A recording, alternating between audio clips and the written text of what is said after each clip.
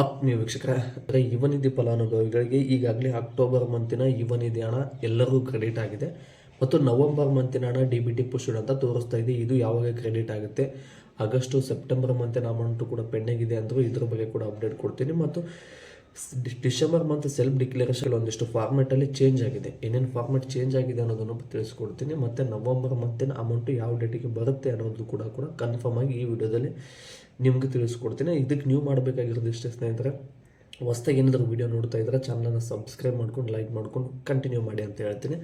ಹಾಗಿದ್ರೆ ಬನ್ನಿ ಸ್ನೇಹಿತರೆ, ಅಕ್ಟೋಬರ್ ಮಂತಿನ ಅಮೌಂಟು ಈಗಾಗಲೇ 75% ಜನರಿಗೆ ಕ್ರೆಡಿಟ್ ಆಗಿದೆ.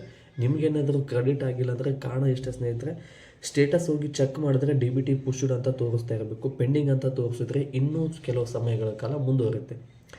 ಡಿ ಪುಷ್ಡ್ ಅಂತ ಏನಾದರೂ ತೋರಿಸ್ತಾ ಇತ್ತು ಅಂದ್ಕೊಳ್ಳಿ, ವಿತಿನ್ 7 ವರ್ಕಿಂಗ್ ಡೇಸಲ್ಲಿ ನಿಮ್ಮ ಖಾತೆಗೆ ಯುವ ನಿಧಿ ಡಿಗ್ರಿ ಮುಗಿದವರಿಗೆ 3,000 ಮತ್ತು ಡಿಪ್ಲೊಮಾ ಮುಗಿದವರಿಗೆ 1,500 ರೂಪಾಯಿ ಹಣ ಬರೋದು ಖಚಿತ ಅಂತೇಳಿ ಯುವ ನಿಧಿ ಪೋರ್ಟಲ್ ಕಡೆಯಿಂದ ಅಪ್ಡೇಟ್ ಬಂದಿದೆ.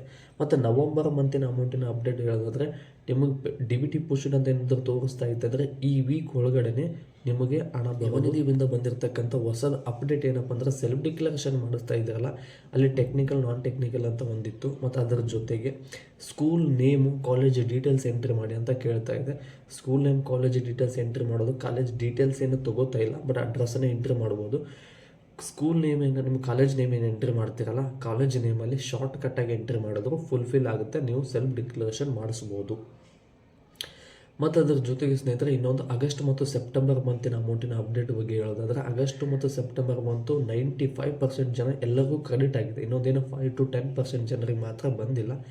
ಇವ್ರು ಏನು ಮಾಡಬೇಕು ಅಂದರೆ, ನೀವೇನಾದರೂ ಇದಕ್ಕಿಂತ ಮುಂಚೆ 3 ತಿಂಗಳಿಗೆ ಒಂದು ಸಲ ಸೆಲ್ಫ್ ಡಿಕ್ಲರೇಷನ್ ಮಾಡಿಸೋದಿತ್ತಲ್ಲ, ಅವಾಗ ಏನಾದರೂ ಸೆಲ್ಫ್ ಡಿಕ್ಲರೇಷನ್ ಮಾಡಿಸ್ಬೇಕಾದ್ರೆ ಏನಾದರೂ ತೊಂದರೆ ಆಗಿತ್ತು ಅನ್ನೋದನ್ನು ಕನ್ಫರ್ಮ್ ಮಾಡ್ಕೊಳ್ಳಿ.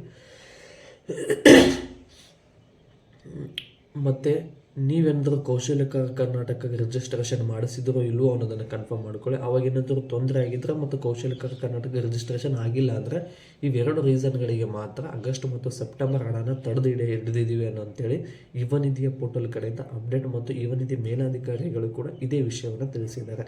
ಮತ್ತು ಇದೇ ರೀತಿಯಾಗಿ ಹೆಚ್ಚಿನ ಮಾಹಿತಿಗೆ ಚಾನಲನ್ನು ಸಬ್ಸ್ಕ್ರೈಬ್ ಮಾಡಿಕೊಂಡು, ನೀವು ಯಾವ ಜಿಲ್ಲೆಯಿಂದ ಈ ವಿಡಿಯೋನ ನೋಡ್ತಾ ಇದ್ದಾರಲ್ಲ, ನಿಮಗೆ ಯುವ ನಿಧಿ ಅಕ್ಟೋಬರ್ ಮಂತಿನ ಅಮೌಂಟ್ ಬಂದಿದೆಯೋ ಇಲ್ಲೋ ಅನ್ನೋದನ್ನು ಕಮೆಂಟ್ ಮಾಡೋದನ್ನು ಮಾತ್ರ ಮರೆಯಬೇಡಿ ಸ್ನೇಹಿತರೆ. ಮತ್ತೆ ಮುಂದಿನ ವಿಡಿಯೋದಲ್ಲಿ ಸಿಗೋಣ.